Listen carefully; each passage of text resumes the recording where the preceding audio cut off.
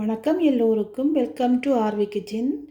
இன்றைக்கு இந்த வீடியோவில் நீங்கள் பார்க்க போகிற ரெசிபி பார்த்தீங்கள் என்றால் பேஸ்ட்ரி க்ரீம் தான் செய்ய போகிறேன்.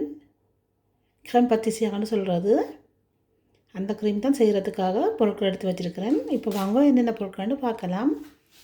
இதை வந்து வெனிலா எசன்ஸ் எடுத்துருக்கிறேன். 250 ml ஃபுல் க்ரீம் பால் எடுத்துருக்கிறேன். 2 மஞ்சள் கரு முட்டை, 50 கிராம் சீனி, ஒரு மேசக்கரண்டி கோதுமை மா, 10 கிராம் பட்டர், 20 கிராம் கார்ன்ஃப்ளவர். இவ்வளவு தான் தேவையான பொருட்கள். இப்போ வாங்க எப்படி இந்த க்ரீம் வந்து செய்கிறன்றதை பார்க்கலாம். முதலாவது பார்த்திங்கன்னா அடுப்பில் வந்து சட்டி வச்சுட்டு அடுப்பு ஆன் பண்ணுவோம். ஒரு அளவான சூட்டில் விட்டுட்டு எடுத்து வச்ச பால், அடுத்ததாக வந்து ஒரு தேக்கரண்டி வனிலா எசன்ஸ், அடுத்தது வந்து பட்டர், இவ்வளோத்தையும் போட்டு நல்ல வடிவாக கலந்து விடுவோம்.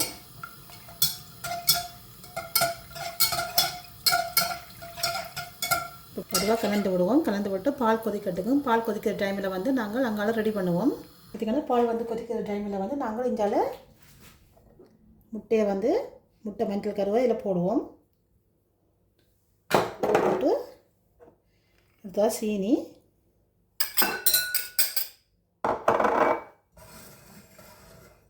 முட்டை மஞ்சள் கரு சீனி ரெண்டையும் வடிவாக கலந்து விடணும்.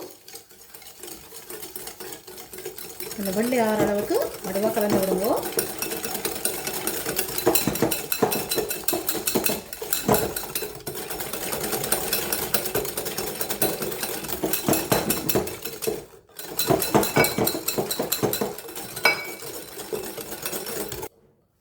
பார்த்திங்கன்னா கலர் வந்து நல்ல வெள்ளையாக வந்துட்டுது. இப்போ அடுத்ததாக வந்து இதை வந்து எடுத்து வச்ச கார்ன்ஃப்ளவர், அடுத்தது கோதுமை மா, ரெண்டையும் போட்டு வடிவாக கலந்து விடுவோம்.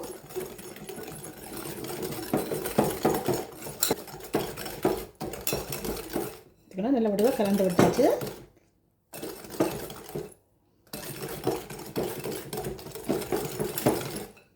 அடுத்ததாக வந்து பால் கொதிச்சு கொண்டு இருக்குது. வந்து பால் கொதிக்கிறதுக்கு அளவான சூட்டில் விட்டேன் நான். பால் வந்து பொங்குற இது வந்தோடனே இதில் இந்த இதோட கலவையோடு கலக்கணும் வடிவாக. இப்போ பார்த்திங்கன்னா நல்ல வடிவாக கலந்து விட்டாச்சு. நல்ல வெள்ளையாக வந்துட்டுது. இதை வந்து இருக்கட்டுக்கும். பால் வந்து பொங்கிட்டுது. இப்போ வந்து அடுப்பை நிப்பாட்டுவோம். இதில் வந்து பாலை விட்டு கொஞ்சமாக கலந்து விடுங்க. இதில் வந்து சூடாக்கின பால் வந்து கொஞ்சம் போட்டு கலந்தாச்சு. அடுத்தது மற்ற பாலையும் போட்டு கலந்து போட்டு ஊற்றி வச்சு காய்ச்சணும். பார்த்திங்கன்னா நல்லபடியாக கலந்து விட்டாச்சு. இதை வந்து காய்ச்சி எடுக்கணும். இதை வந்து இந்த சட்டியில் விடுவோம். சட்டியில் போட்டுட்டு அடுப்பை வந்து ஆன் பண்ணி விடுங்க. அடுப்பு வந்து அளவான சூட்டில் விடுங்க. அடுத்து இதை வந்து கலந்து விட்டு கொண்டே இருக்கணும். என்றால் இந்த க்ரீம் வந்து இறுகி கொண்டு வரும்.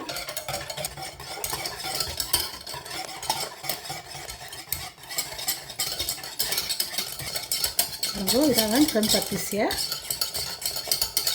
நல்ல வடிவாக கட்டிப்படாமல் கலந்து விடணும்.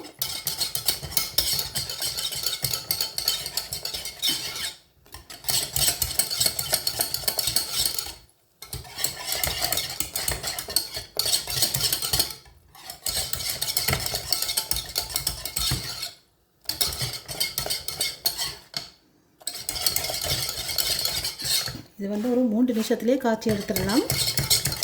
சரியான ஈஸியாக செய்யக்கூடிய பேஸ்ட்ரி க்ரீம். இதை வந்து நீங்கள் காய்ச்சி ஃப்ரிட்ஜில் வைக்கலாம்.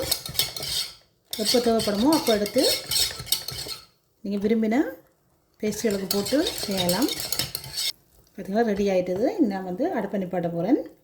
நிப்பாட்டிட்டு இது ஒரு சட்டியில் போட்டு நல்லா ஆற விடணும். இப்போ பார்த்தீங்கன்னா க்ரம் பத்திசியா வந்து ரெடி ஆகிட்டுது. இதை வந்து இப்படி கவர் பண்ணிவிட்டு ஃப்ரிட்ஜில் வைக்க போகிறேன். வச்சுட்டு இதில் உங்களுக்கு ஒரு ரெசிபி செய்து காட்டுவேன். இந்த வீடியோ உங்களுக்கு பிடிச்சிருக்குமென்னு நினைக்கிறேன். பிடிச்சிருந்தா லைக் பண்ணி ஷேர் பண்ணி சப்ஸ்கிரைப் பண்ணுங்க. இன்னும் ஒரு வீடியோவில் சந்திப்போம். நன்றி, வணக்கம்.